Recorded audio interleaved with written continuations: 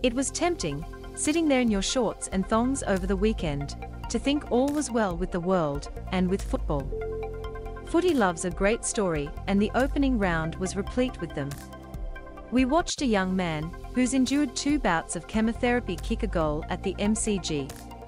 We welcomed back another, who has had to retrain his neural pathways, and who recently admitted, "I was a shell of the person I was."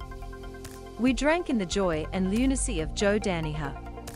In Jason Horne-Francis and Nick Daicos, we saw the future.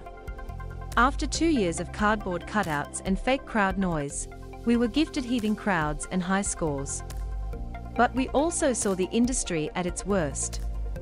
On Thursday, Fox Sports' Tom Morris was sacked for what he conceded were disgusting and disgraceful comments about a work colleague, after recording emerged of him using homophobic and sexist language in reference to her.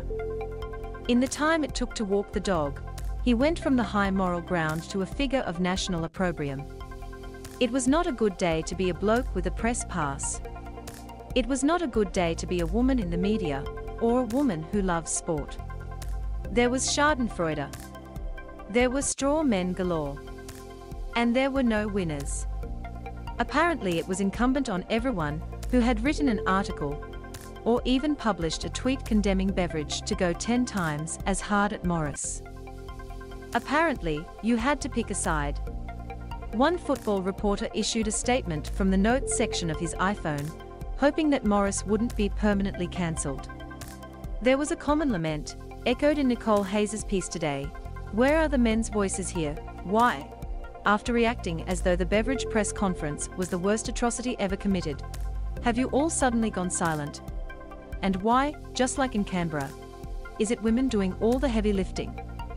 I am hardly in a position to preach from the puritanical pulpit on this. Few are.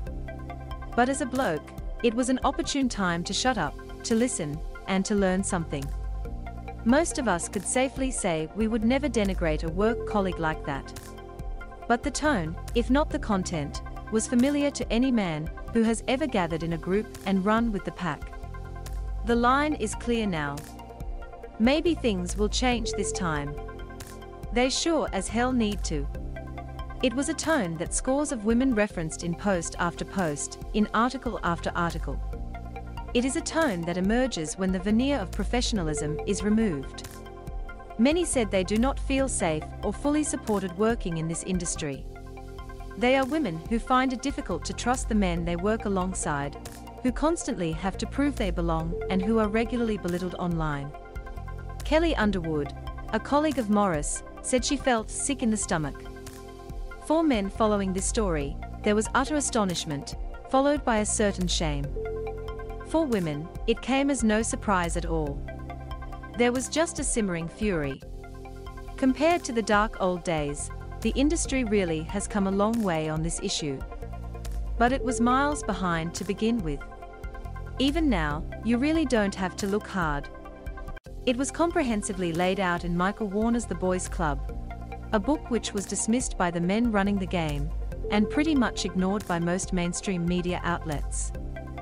It is still there in the TV coverage, which rewards and promotes several men whose mere presence still sits uneasily, particularly for women.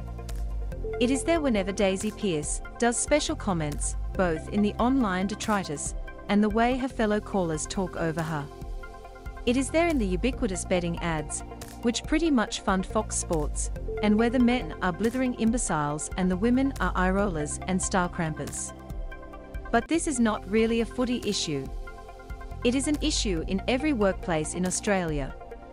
It is an issue in our national parliament. Indeed, Morris's employers handled this more decisively, and more convincingly, than many of our leaders in Canberra. His apology was a decent one, free of weasel words. It was a lesson to many other prominent football and political figures who have transgressed, and whose apologies often boil down to if anyone was offended. On the ABC over the weekend, Underwood expressed surprise at how swiftly this was dealt with. She half expected Morris to be given a few weeks off, and quickly and quietly welcomed back into the club. 4 years in football, it was hard to know where the line was when it came to be being sacked. Well, the line is clear now. Maybe things will change this time. They sure as hell need to.